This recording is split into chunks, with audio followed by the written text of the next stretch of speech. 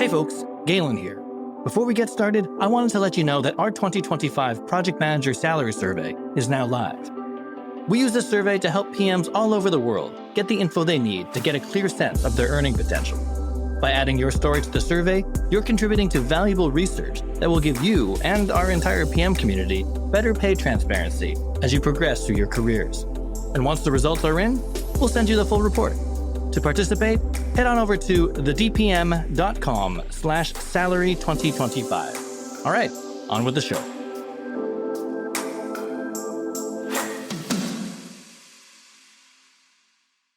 SAS, SOC 2, ADA, Jenkins. You thought they were lyrics to a Charlie XCX song. Turns out, they're not. And by the look on your client's face, you probably should have known that, or at least known someone on your team who knows that. But before you hang up your spurs and abandon your dream of becoming a respected leader in technical project management, keep listening. We're going to be exploring how technical you need to be as a technical PM in 2025, and how team leaders can support and develop high-impact PMs without sending them to get their doctorate in DevOps. Hey folks, thanks for tuning in. My name is Galen Low with the Digital Project Manager. We are a community of digital professionals on a mission to help each other get skilled, get confident, and get connected so that we can amplify the value of project management in a digital world. If you want to hear more about that, head on over to thedpm.com/membership. Okay, today we are talking about guiding, mentoring, and leading a team of technical project managers to find that right balance between technical skills and people skills and help them advance their professional growth within an environment where they need to know enough but simply can't know everything about the technologies that their teams are working with. With me today is Kayla Keizer, Team Lead and Senior Technical Project Manager at Plank, a digital agency specializing in web and IT projects for clients in arts and culture, nonprofit, and education. Kay, thanks so much for being here today. Thanks for inviting me. I narrowly missed your Costa Rica background. You got back from Costa Rica yesterday? Today, this morning. I was so excited. I misscheduled this because we could have had, I guess, a jungle or a beach in the background. Yeah, it would have been, it's still green behind me, but it would have been like actual nature behind me, the jungle. If you're listening to this podcast and not watching it, just imagine wonderful nature behind Kay right now. I thought maybe we could just dive right in and start with the question that everyone wants to know the answer to, which I think is, can you continue to advance as a technical project manager without having technical training? Or are you going to hit a wall if you're a technical PM who can't debug Python or wrangle Git or navigate Laravel or configure a CDN in AWS?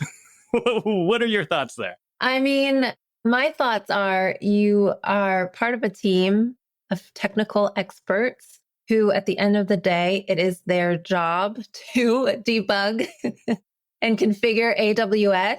So it definitely doesn't fall on you to do the actual step-by-step work, but it's always good to understand or have a base knowledge of the concept. If someone mentions Python to you and you have no idea what it is, not great. And that's not something that's you have to go to school for or you need to be specially trained. You can Google and get a good understanding or base. You can ask your team members, hey, do you mind spending a little bit more time and giving me a bit more context on this so that I'm prepared better when we're talking about this or when we're writing up requirements? I can give you the info we need.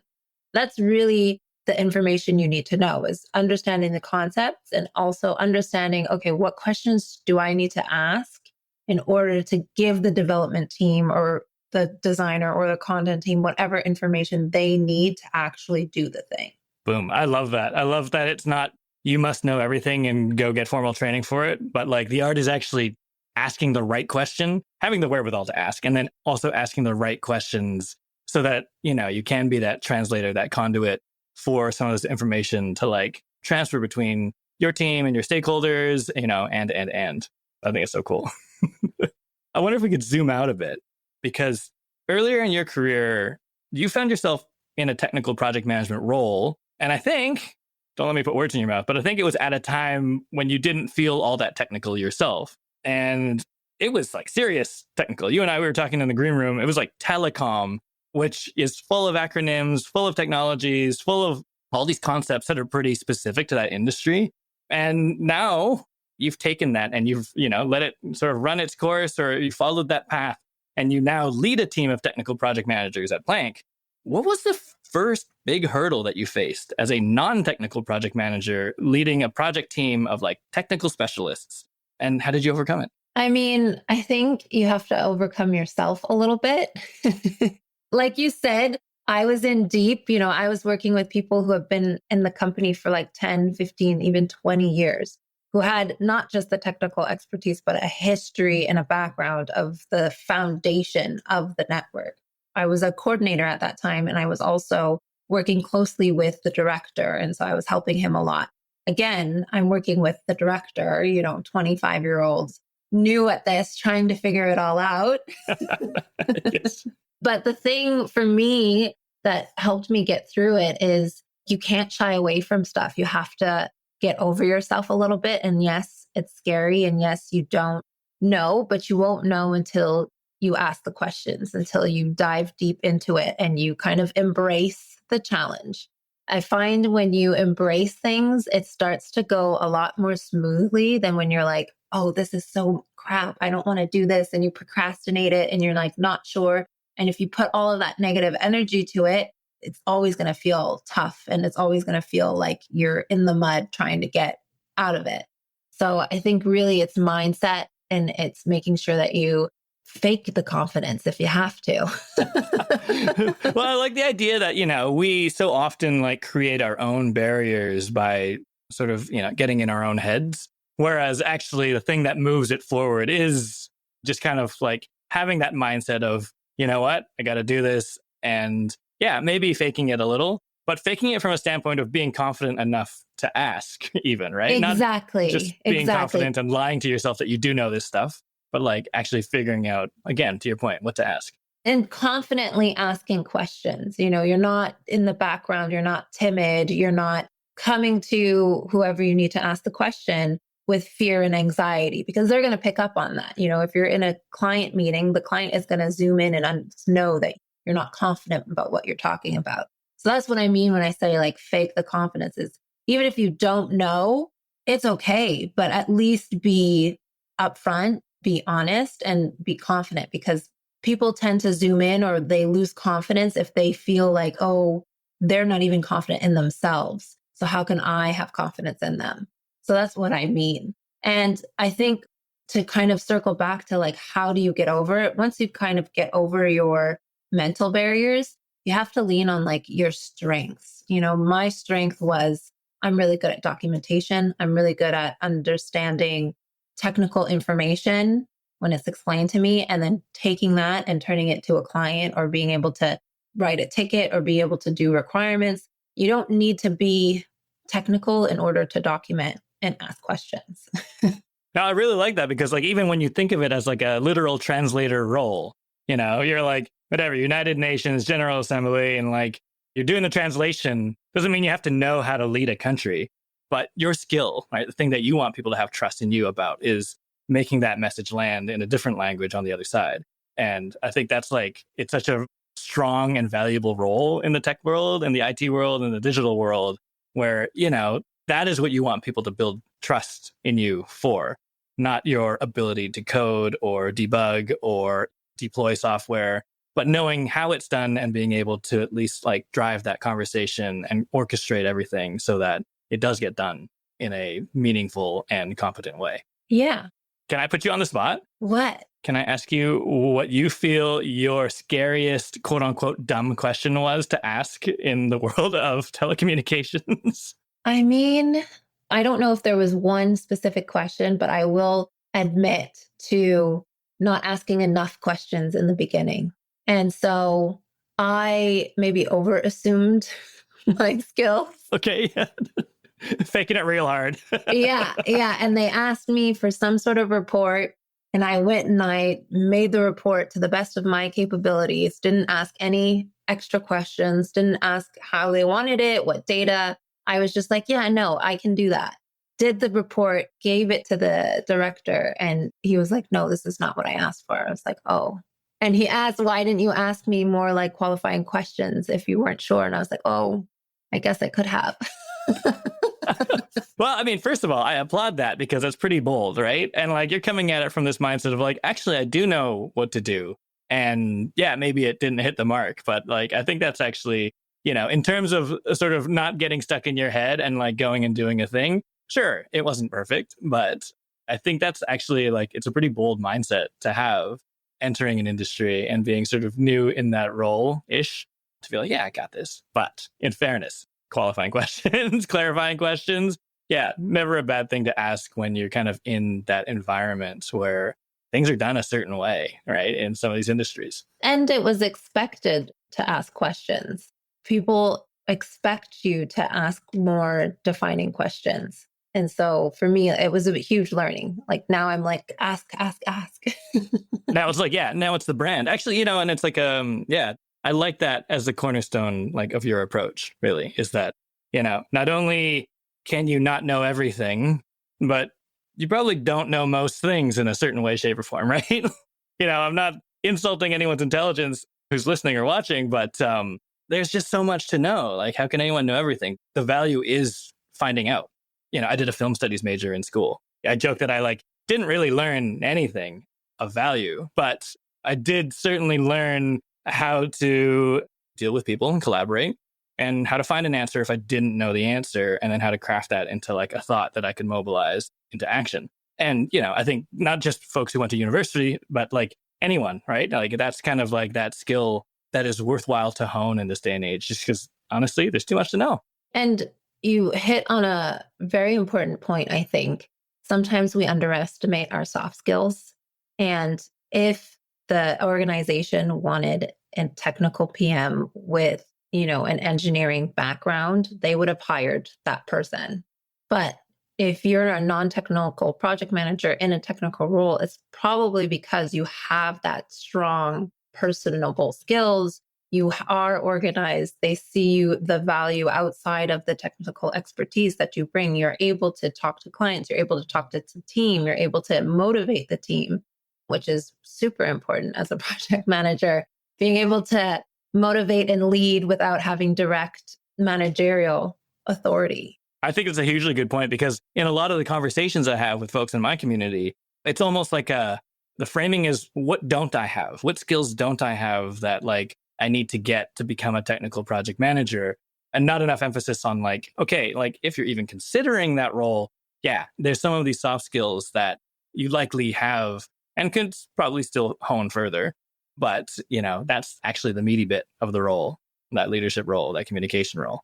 Yeah. And I have to say, I just finished hiring.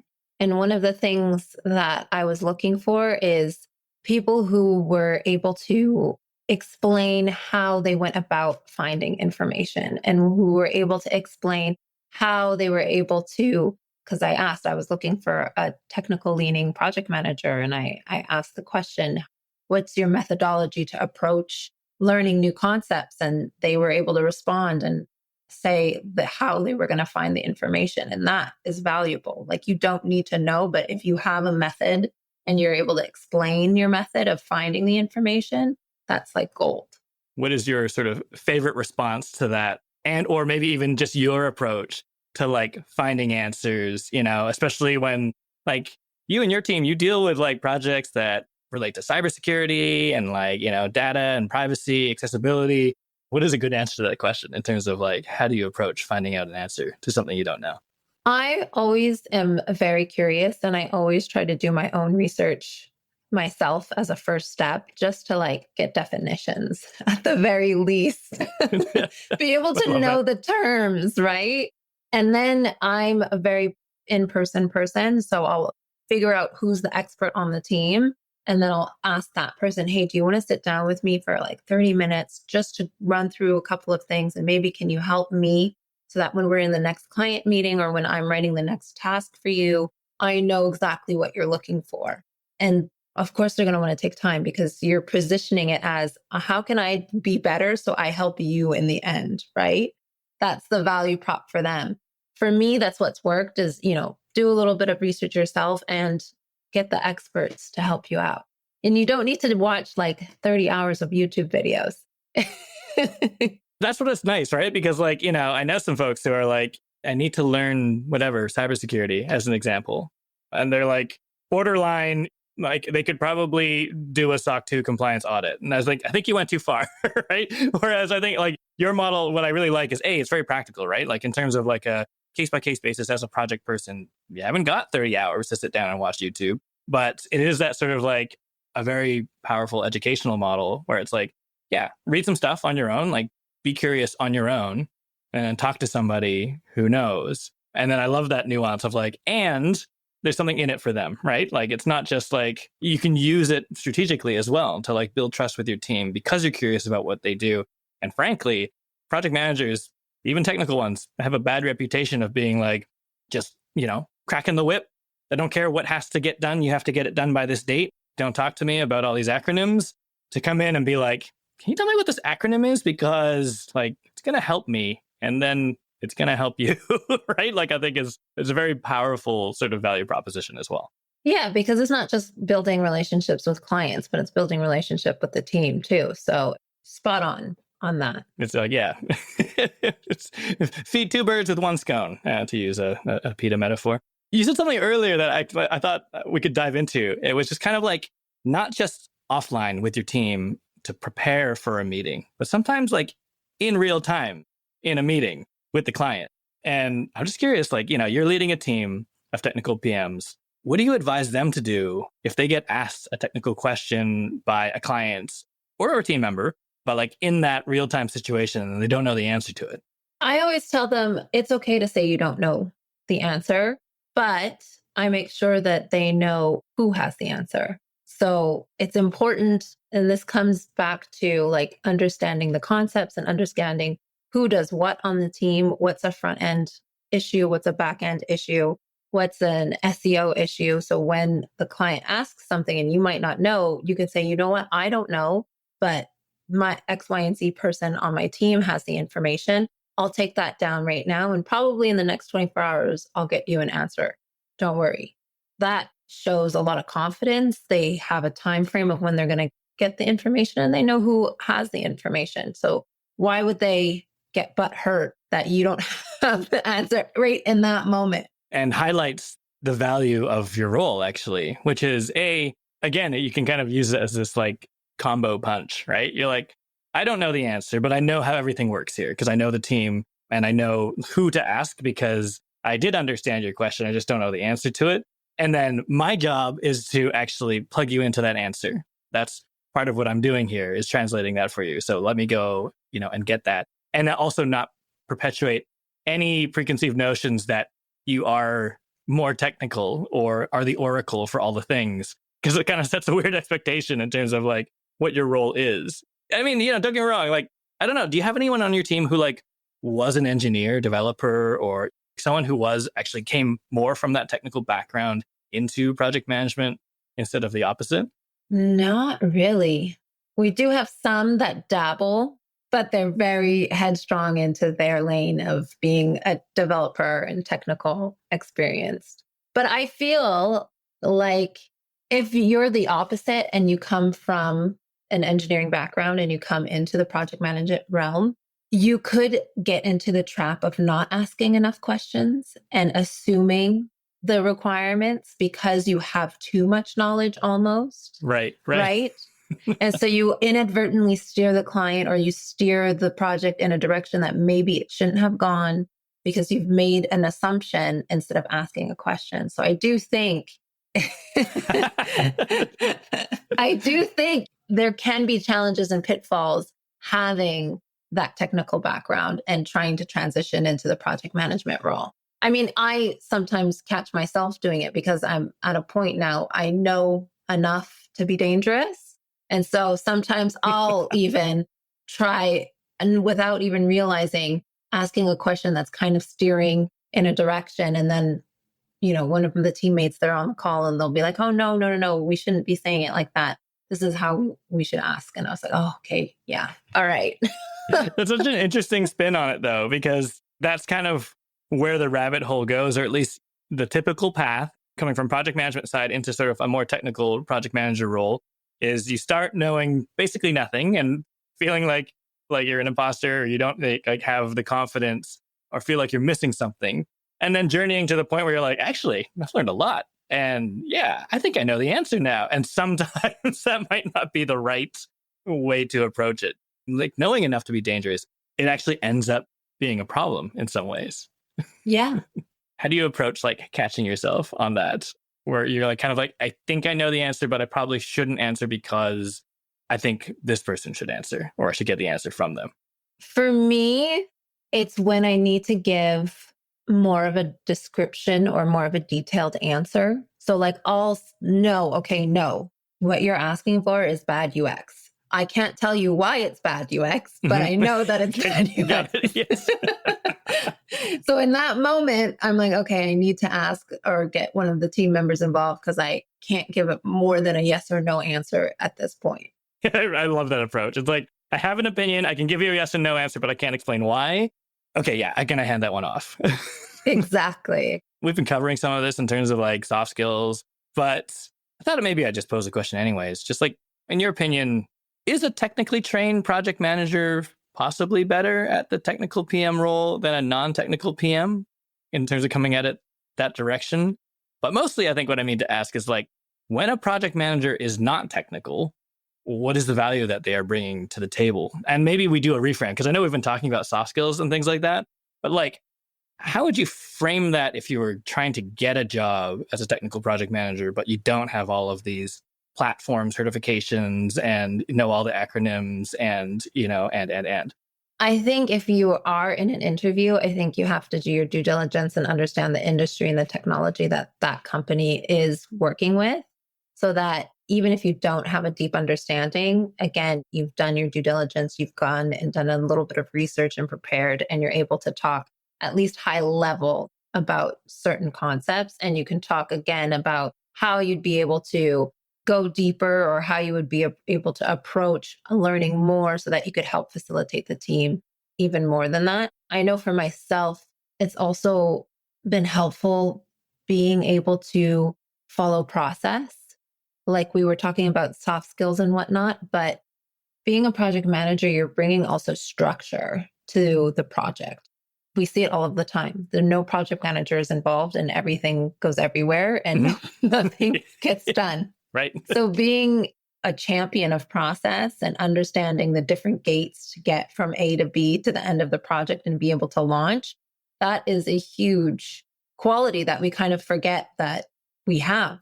We are the driver of the project. Even if we're not technical, we're still able to move the project forward.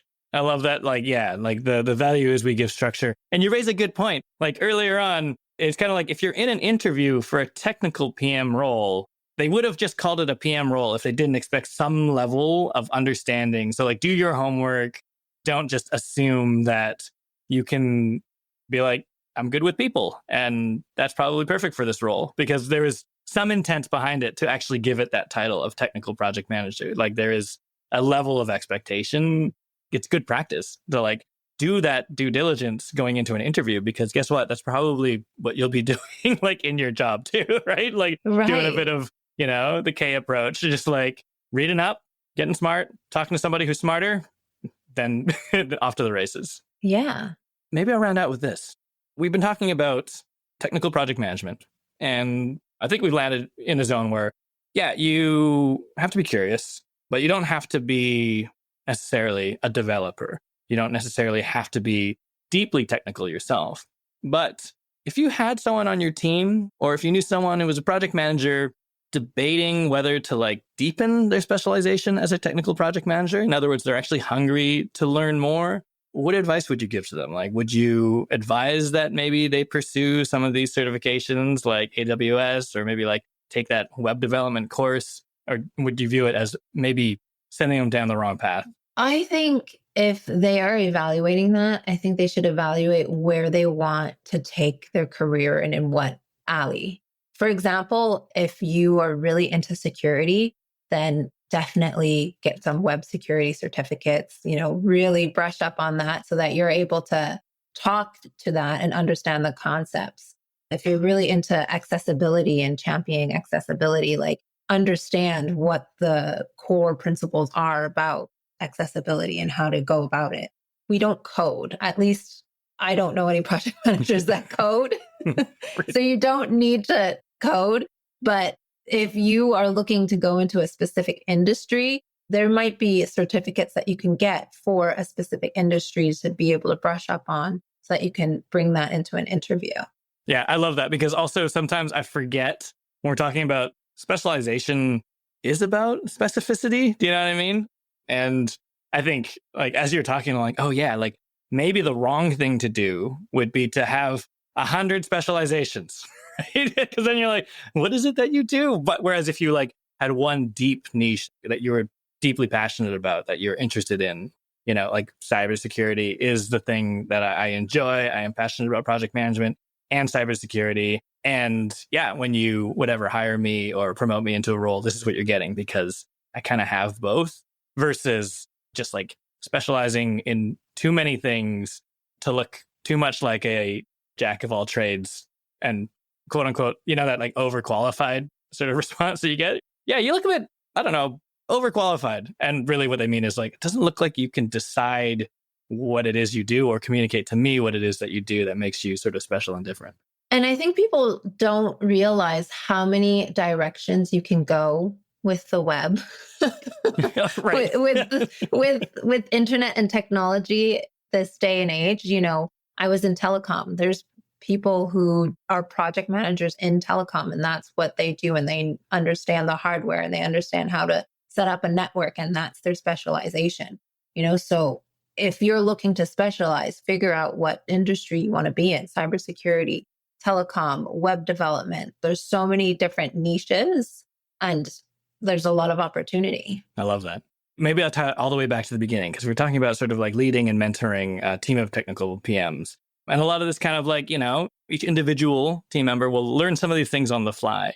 Do you have a mechanism at Plank or like a community of practice where you can kind of share some of the learnings on the go between project managers? Yeah. So I meet with my team like once a week and we review stuff. But I also have like once a month, we meet all of us and we talk about it, challenges, and we talk about like project progress. We talk about process.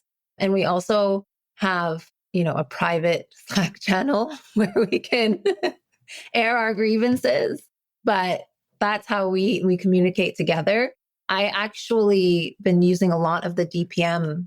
I've been going along through it with one of my employees just to give them a more base or more information in a different way. Because you do the PMP certification or the CMPM certification, and then especially in digital, you get to web development and you don't even understand how it translates. So having that extra bit of content to be able to translate basically principles into actionable items is very, very, very, very valuable. So glad that you're using it. Thank you for that. But you're right. There's so many places to go in the web, right? And it's like, you know, it would be unreasonable in some ways to like assume that an organization like the Project Management Institute could like create the perfect thing that's going to answer all the world's questions. You know, we started this as, you know, you can't know everything. And I think that's actually a lovely poetic place to land, where it's like, cool, like, yeah, deepen where you have passion, where you have interest, where you have curiosity, understand the world that you operate within, and, you know, ask questions, stay curious. And I think it's important to acknowledge where you are too, right? Like if you're just starting out, you're just starting out. No one is expecting you to be 10 years in day one. And it's okay. Don't feel like an imposter. Don't have that nervousness. Acknowledge where you are, and people will meet you where you are. I think that's one of the things that I remind my team multiple times when they feel like they should have known something. You know, you are where you are today. And, you know, in 10 years or in 5 years, you're going to be in a different space and the expectations are going to be different. I love that. That's such solid advice. Okay, thank you so much for spending the time with me today. I've had so much fun. Awesome. Thanks for inviting me. Yeah, it's a pleasure. It's a pleasure. All right, folks, there you have it. As always, if you'd like to join the conversation with over 1,000 like-minded project management champions, come join our collective. Head on over to thedpm.com/membership to learn more. And if you like what you heard today, please subscribe and stay in touch on thedigitalprojectmanager.com. Until next time, thanks for listening.